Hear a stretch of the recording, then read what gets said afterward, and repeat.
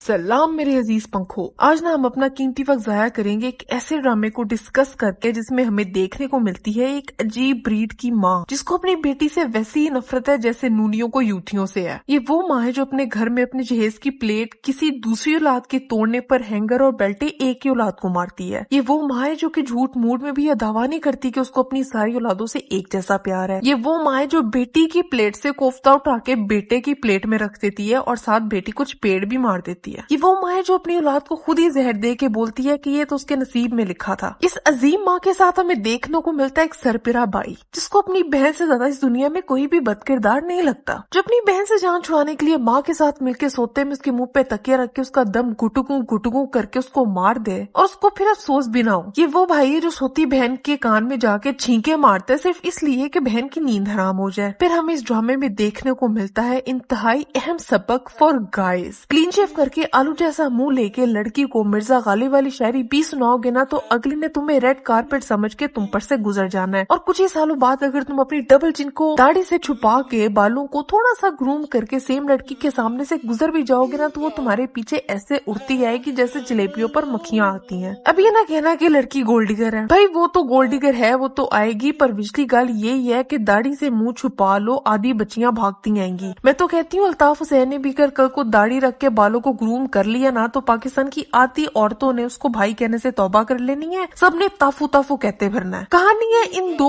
Over as teenagers की जो कितने ही सालों से अटकेलियां करते फिरते हैं। दिलनशीं ये जानते हुए कि उसकी माँ हर वक्त M416 और AKM लेके घूमती रहती है, फिर भी इस लड़की की जरूरत देखो कि इस अफेयर को अपना अव्वलीन फरीजा समझ के निभाती है। और फिर आता है ड्रामे का सुस्त तरीन, अमीर तरीन, शरीफ तरीन पर डम्ब तरीन हीरो। कुछ सालों पहले तक सौदे में से पैसे चोरी करने वाला हैदर कुछ ही सालों में कैसे अरबपति बनता है किसी को घंटा नहीं पता। बस जी बिल्डिंग के डिजाइन करते हैं और अपना दिल अपनी लालची कजन के हाथों तुड़वा के बैठ जाता है, जो कि पाकिस्तान के ड्रामों की हिस्ट्री की सबसे ज्यादा स्टाइलिश कपड़े पहनती है। महमूद से सभी नफरत करते हैं सिवाय हैदर के। हैदर के अंदर ममता मरने का नाम ही नहीं ले रही होती। तभी हैदर की अम्मा उसको नॉर्मल अम्मियों की तरह शादी के लिए फोर्स करती हैं। वो कहती है कि फिर क्या हुआ कि अगर तुम अभी तक अपने पास से नहीं निकले, फिर क्या हुआ कि वो पिछल पैरी अभी तक तुम्हारे दिमाग में रेंट फ्री रह रही है। हाउ अबाउट तुम्हारी शादी किसी मासूम सी लड़की से करवाते हैं ताकि उसकी जिंदगी तबाह की जाए। पैसा हमारे पास पहले ही खुला अन्नेवाह पड़ा हुआ है, रिश्तों की हमें कमी तो है नहीं। पर यहाँ तक नौबत आती नहीं है क्योंकि हैदर खुद से बहुत ही कम एज की लड़की को जब हंसते खेलते देखता है तो उसको पसंद कर लेता है कि yes she is the one, यही है वो जिसकी मैंने पूरी जिंदगी तबाह करनी है, यही तो है जिसको मैंने रुलाना है, यही वो लड़की है जिसे मुकाबला मैं अपनी एक्स से करवाऊंगा। तो बस जी इसका रिश्ता पहुंच जाता है हीरोइन के घर और फिर दिलनशीन की माँ उसका जबरदस्ती ब्रेकअप करवा के शादी करवा देती है अमीर और डम्प हैदर से, जो कि अपनी नन्ही मुन्नी बीवी को बार बार कहता फिरता है कि